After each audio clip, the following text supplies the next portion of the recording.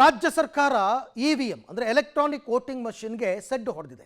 ಮುಂಬರುವ ಸ್ಥಳೀಯ ಸಂಸ್ಥೆ ಚುನಾವಣೆಗಳಲ್ಲಿ ಇವಿಎಂ ಬದಲಾಗಿ ಬ್ಯಾಲೆಟ್ ಪೇಪರ್ ಬಳಸೋದಕ್ಕೆ ತೀರ್ಮಾನ. ಇವಿಎಂ ಬದಲು ಬ್ಯಾಲೆಟ್ ಪೇಪರ್ಗೆ ಈಗ ಮೊರೆ ಹೋದಂಗಿದೆ. ಸ್ಥಳೀಯ ಸಂಸ್ಥೆ ಚುನಾವಣೆಗಳಲ್ಲಿ ಬ್ಯಾಲೆಟ್ ಪೇಪರ್ ಬಳಕೆ ಮಾಡೋದಕ್ಕೆ ತೀರ್ಮಾನ.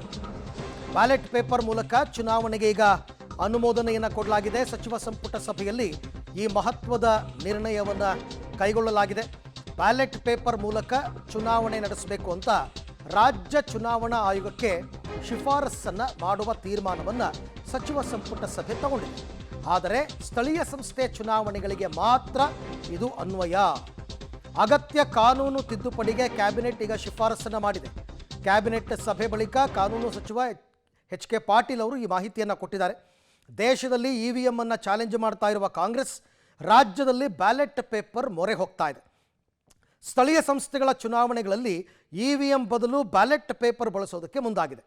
ಇವತ್ತು ನಡೆದ ಸಚಿವ ಸಂಪುಟ ಸಭೆಯಲ್ಲಿ ಶಿಫಾರಸು ಮಾಡೋದಕ್ಕೆ ಮುಂದೆ ಬರುವ ಸ್ಥಳೀಯ ಸಂಸ್ಥೆ ಚುನಾವಣೆಗಳಲ್ಲಿ ಇವಿಎಂ ಬದಲು ಬ್ಯಾಲೆಟ್ ಪೇಪರ್ ಮೂಲಕ ಚುನಾವಣೆ ಮಾಡುವ ಸಂಬಂಧ ಚುನಾವಣಾ ಆಯೋಗಕ್ಕೆ ಸೂಕ್ತ ಶಿಫಾರಸ್ಸಿಗೆ ಸಚಿವ ಸಂಪುಟ ಸಭೆ ಇವತ್ತು ತೀರ್ಮಾನ ಮಾಡಿದೆ. ಅಂದರೆ ಇದು ಕೇವಲ ಸ್ಥಳೀಯ ಸಂಸ್ಥೆ ಚುನಾವಣೆಗಳಿಗೆ, ಅಂದರೆ ನಗರ ಪಾಲಿಕೆ, ನಗರಸಭೆ, ಪುರಸಭೆ ಚುನಾವಣೆಗಳು ಬರ್ತವಲ್ಲ, ಅದಕ್ಕೆ ಸ್ಥಳೀಯ ಚುನಾವಣೆಗಳಲ್ಲಿ ಬ್ಯಾಲೆಟ್ ಪೇಪರ್ ಬಳಕೆಗೆ ನಿರ್ಧಾರ ಮಾಡಿದ್ದಾರೆ.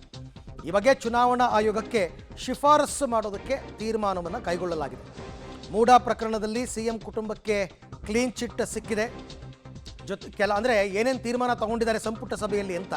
ಹಾಗಾಗಿ ಕೆಲ ಅಧಿಕಾರಿಗಳ ವಿರುದ್ಧ ಕ್ರಮಕ್ಕೆ ಶಿಫಾರಸನ್ನು ಮಾಡುವುದು, ವಿವಿಧ ಪೊಲೀಸ್ ಠಾಣೆಗಳಲ್ಲಿನ 60 ಕ್ರಿಮಿನಲ್ ಕೇಸ್ಗಳನ್ನು ವಾಪಸ್ ಪಡೆಯುವ ನಿರ್ಧಾರವನ್ನು ಕೈಗೊಳ್ಳಲಾಗಿದೆ.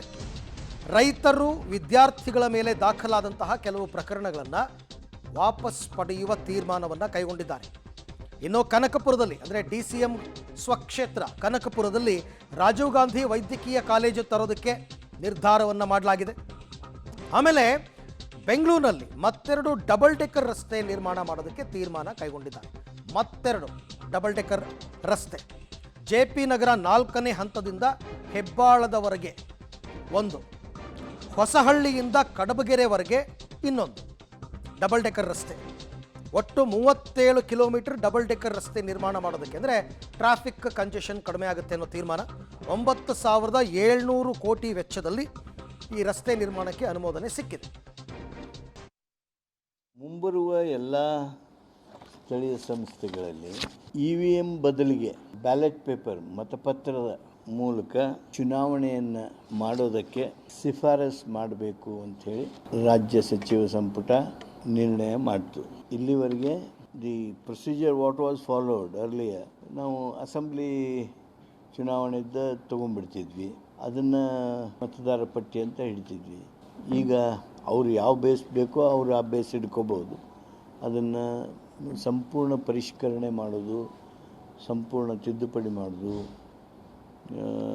In the event necessary reed ಮಾಡೋದು, ಇವನ್ನೆಲ್ಲ ಮಾಡಿ ಒಂದು ಉತ್ತಮವಾಗಿರ್ತಕ್ಕಂಥ ಗುಣಮಟ್ಟದ ಮತದಾರರ ಪಟ್ಟಿಯನ್ನು ಅವರು ತಯಾರು ಮಾಡ್ಕೋಬೇಕಾಗಿದ್ದು ಅವ್ರದ್ದು. ಅದಕ್ಕಾಗಿ ನಾವು ಅವರಿಗೆ ಮತದಾರ ಪಟ್ಟಿಯನ್ನು ಮಾಡೋದಕ್ಕೆ ಶಿಫಾರಸು ಮಾಡ್ತೀವಿ. ಚುನಾವಣೆಯನ್ನು ಹೆಂಗೆ ಮಾಡಬೇಕು, ಅದಕ್ಕಾಗಿ